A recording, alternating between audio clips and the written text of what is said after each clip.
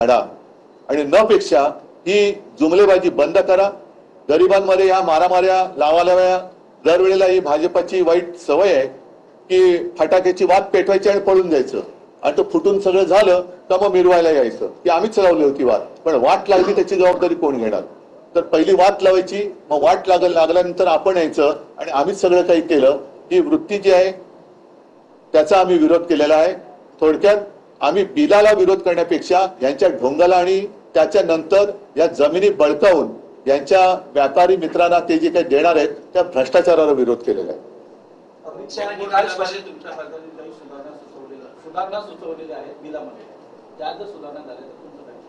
तर सुधारणा काल त्यांनी करायला पाहिजे होत्या.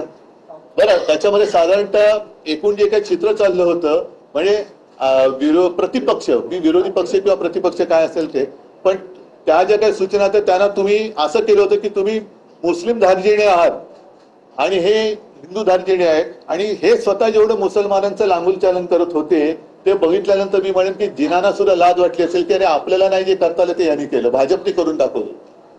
म्हणजे जिनांनी केलं नाही ते काल संसदेत मुसलमानांची बाजू घेऊन भाजप आणि त्यांच्या मित्र पक्षाने करून दाखवलं.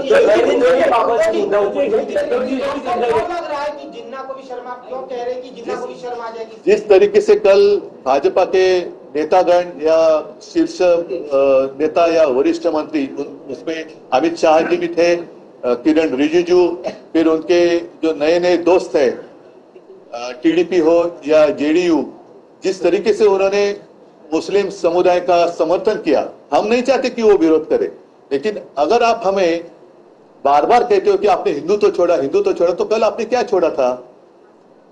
कल जिस तरीके से आपको एक प्यार आया था कि हम गरीब मुसलमानों के लिए ये बिल लाए हैं, गरीब मुसलमानों से इसका फायदा होगा, जो महिलाएं हैं उनके लिए ये कर रहे हैं. अरे भाई, आप जो कह रहे हैं और कर रहे हैं उसी को तो हम कहते हैं ना, जिसको मराठी में कहते हैं लांगुल चालन.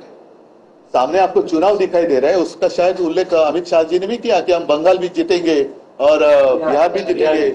इसका मतलब सीधा है कि भाजपा की नीति सिर्फ आपस में लड़ाई लड़ाओ, तोड़ो फोड़ो और राज करो. अभी जो भाजपा की जो चाल है, अभी बाला साहब होते तो कुछ और शब्द में कहते, उन्होंने भाषण में उसका उपयोग भी किया है, मैं नहीं कहना चाहूंगा. जिन्होंने वो भाषण कवर किया होगा उनको वो याद आएगी वो बात. एक उसमें बैल का जिक्र किया था, बैल जिस तरीके से जाता है खेत में तो वैसे मत चलो, सीधा चलो. बराबर है ना? तुम्ही मला वाटतं ते केलं नाही, एकच मिनिट. जो कुछ मैं कह रहा था कि हमेशा वो कहते कि आपने हिंदुत्व छोड़ा, तो मुझे पहले बताइए कि इस बिल का हिंदुत्व से क्या लेना देना है? और अगर आप मुसलमानों के लिए सारी चीजें कर रहे हैं तो भाई हिंदू ने क्या आपका गुनाह किया है? कभी आप कहते हो कि औरंगजेब की कब्र खोद डालो, उनके लोग जब खोदने के लिए जाते हैं तो आरएसएस कहते नहीं नहीं नहीं नहीं, जो खोदी उसके ऊपर मिट्टी डालो. कभी कहते कि मस्जिद में घुसकर मारे, कभी कहते अरे नहीं नहीं नहीं नहीं वो बाजू में रखो, ये सौगात लेके जाओ. कभी कहते हैं कि ये मुस्लिम जो है ऐसे वैसे, और बाद में उनके यहाँ जाकर ईद की पार्टी मनाते हो. तो क्या आप कहना क्या चाहते हो? जो आता है ना कभी, अरे कहना क्या चाहता है, वही तुम्हें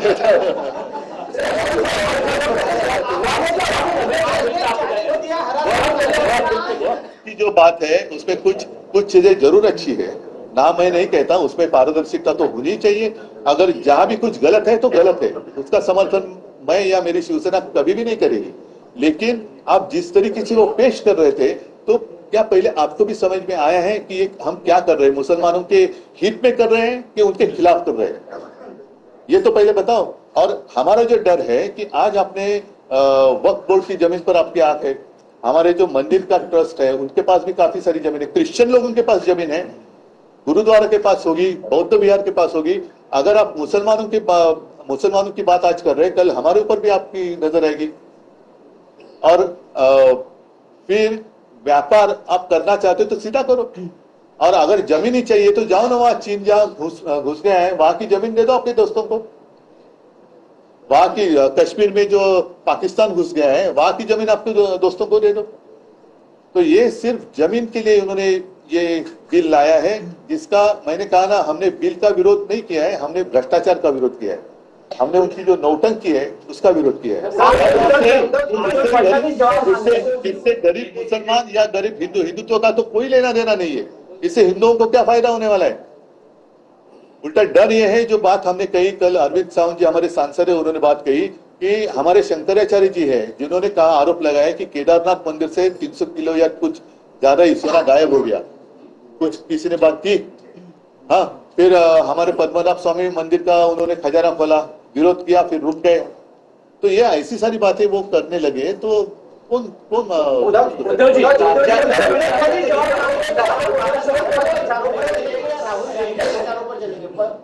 पहले पहले फडणवीस को मैं पूछना चाहता हूं कि आप अटल जी के विचारों पर चलेंगे या नवाज शरीफ के विचारों पर या जिना के विचारों पर चलेंगे?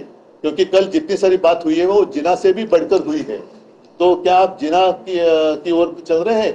और बाला साहब की विचारधारा, शायद आप छोटे थे, बच्चे थे, तो बाला साहब ने इस्तेमा के लिए जो जगह दी थी, जो आपकी सरकार ने बुलेट ट्रेन को दी थी।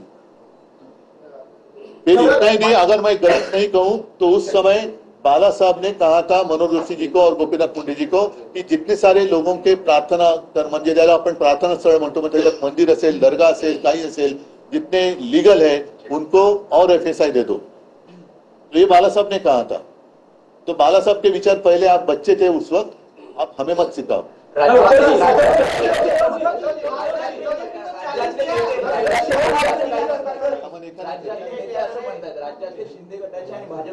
गद्दार लोक आपले खासदार काही नाराज आहेत, त्यांना समर्थनार्थ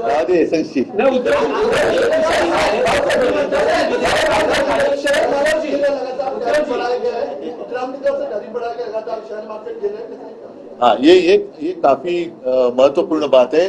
मैंने जैसे पहले मराठी में कहा, उसको दोहराता हूं।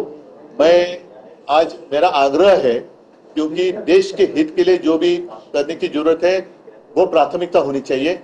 कल मेरी अपेक्षा थी कि बाकी अन्य सारे विषय बाजू में रखकर ट्रंप ने जो टैरिफ लगाए हैं जिससे हमारा नुकसान होने जा रहा है उसके ऊपर बात करें। कल की पूरी चर्चा के दौरान पता नहीं, शायद अर्थमंत्री थी या नहीं थी, परराष्ट्र मंत्री दिखाई दिए या नहीं दिए, प्रधानमंत्री थे या नहीं थे, लेकिन आज बाकी सारे विषय बाजू में रखकर आज राज्यसभा और लोकसभा में ये जो संकट हमारे ऊपर मंडरा रहा है उसके लिए हम क्या करने जा रहे हैं, क्या करना चाहिए, सबको अवगत करना चाहिए। और मैं भरोसा, विश्वास दिलाता हूं कि देश के हित के लिए अगर आप कुछ वहां करना चाहते हो कि नहीं अमेरिका ने ऐसे से किया तो हमें ये करना पड़ेगा, तो हम उसका समर्थन करेंगे। लेकिन ये करो, ये देश के हित के लिए। और अब वो जो उन्होंने टैक्स लगाया है, टैरिफ लगाया है, वो हिंदू मुस्लिम नहीं जानता, वो अपने देश के ऊपर लगाया है, तो नुकसान तो सभी का होने वाला है।